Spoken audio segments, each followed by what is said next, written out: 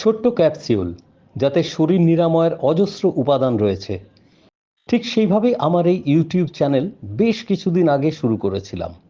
নানা কারণে চলার পথটা কোথাও যেন থমকে গেছিল। আপাতত আবার শুরু করছি খেলা আর বর্তমানের চলন্তিকার ডায়েরি দিয়ে।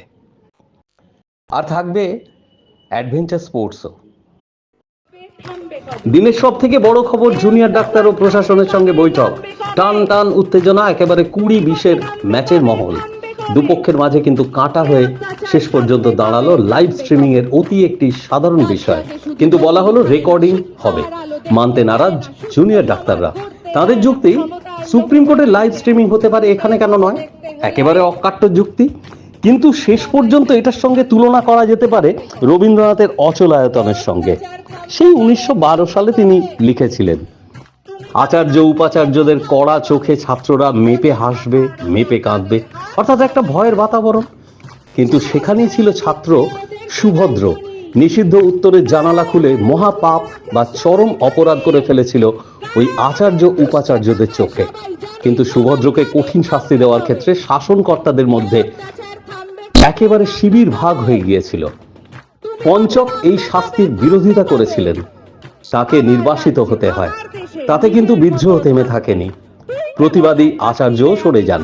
তারপরেরটা তো সবার জানা। ফলে অচলায়তন কাটল না দুপক্ষের মনোভাবের জন্য। তবে প্রশাসনের শীর্ষে থাকা মুখ্যমন্ত্রী যেভাবে কোট আনকোট ক্ষমা করা, অ্যাকশন নেব না, ছোট ছেলে, বাইরে থেকে কলকাঠি নাড়ার বিষয়, উনি কি সুর তাল লয়কে কেটে দিয়ে গেল? তারপর বিচার নয় চেয়ার চায়, এসব কথাও তিনি বললেন। ফলে যা দাঁড়ালো, আপাতত সবই সেই জায়গায় যে যেখানে ছিলেন সেখানেই রইলেন।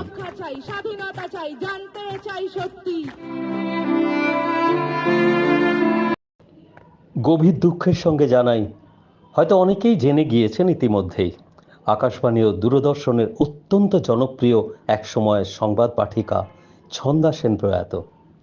আকাশবাণীর সঙ্গে দীর্ঘ যোগের সূত্রে ছন্দাদির সঙ্গে বহু কাজ করেছি, বিশেষ করে জেলা বেতারের অনুষ্ঠান। কিন্তু আমার চেয়ে অনেক বেশি তার সঙ্গে যুক্ত ছিলেন যিনি, তিনি সেই দূরদর্শনের স্নেহাশিষ্যুর। একটা প্রতিক্রিয়া নেব তার কাছ থেকে। আমরা যখন বহু পুরনো, তখন আমি তোমার থেকেও অনেক অনেক জুনিয়র, মানে কাজের দিক থেকে তো বটেই। যখন জেলা বেতার করতাম, গিয়ে বলতাম যে এই ভয়েস ওভারটা করে দিতে হবে, সেই দিনগুলো মনে পড়ছে। সেইটা দু একটা কথা যদি বলো। মনে পড়ছে বিলে, হ্যাঁ, মানে তখন আমরা, তুই কলেজে বা আমরা ইউনিভার্সিটিতে পড়ি বা তারও আগে, মানে ছন্দাদির মতো লোক একটা ন্যারেশন করে দেবে, এইটা আমরা ভাবতেই পারি না। কিন্তু আমরা কি হয়তো যুববাণীতে একটু প্রোগ্রাম করেছি, তারপর কলকাতা কতে একটা প্রোগ্রামের সুযোগ পেয়েছি, ছন্দাদি একটু করে দিতে হবে, আচ্ছা ঠিক আছে, ডিউটির ফাঁকে, ছন্দাদির ডে ডিউটি, তার ফাঁকে কিছু মনে করতেন না। এবং একবার পড়ে নিয়ে, মানে খুব যে সেটাকে চেঞ্জ করা করে, পড়ে নিয়ে সাবলীল ভাবে এক পেসে এক পিচে সুন্দরভাবে পড়ে দিতেন। কোথায় পজ দিতে হবে, কোথায় কি ইন্টোনেশন হবে, কি ডিকশন হবে, এইটা একজন, আমি তাকে তো চিনি না, উনি তো আর জানেন না যে পরে ভবিষ্যতে আমার সঙ্গে দূরদর্শনে দেখা হবে বা কিছু। কিন্তু একজন সাধারণ একটা অল্প বয়স্ক ছেলেরা একটা অনুষ্ঠান করছে, তুই বল, আমি বল, বা পুলকেশ বল, আমাদের যারা বন্ধু বান্ধব, কিন্তু এই যে অনুরোধ করে যে আচ্ছা ঠিক আছে তোমরা এসো, এই সময় আমরা পড়ে দেবো, এই এই যে সাবলীলতা একটা মানুষের।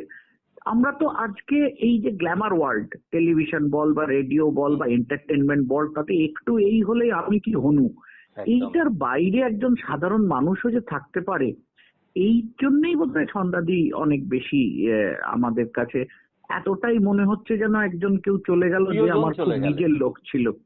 আরেকটা কথা হচ্ছে, ছন্দাদি নিজে গান ভালোবাসতেন, রবীন্দ্রসঙ্গীত, আধুনিক গান, গান বুঝতেন, গানের সংগ্রহ, মানে চট করে ধরে ফেলতে পারতেন কোন গান কোথায় কি, এটাও কিন্তু আমরা অনেকে জানি না। অজানা জায়গা, এটা একটা অজানা জায়গা এটা। অনেক ধন্যবাদ স্নেহাশিস দা তোমায়। তোকেও অনেক ধন্যবাদ। আজকের এই দিনে আমরা সবাই যারা ছন্দাদির সান্নিধ্য পেয়েছি, অভিভাবকত্ব পেয়েছি, প্রশ্রয় পেয়েছি, তারা আজ ছন্দাদির স্মৃতির প্রতি শ্রদ্ধা জানাই। একদম।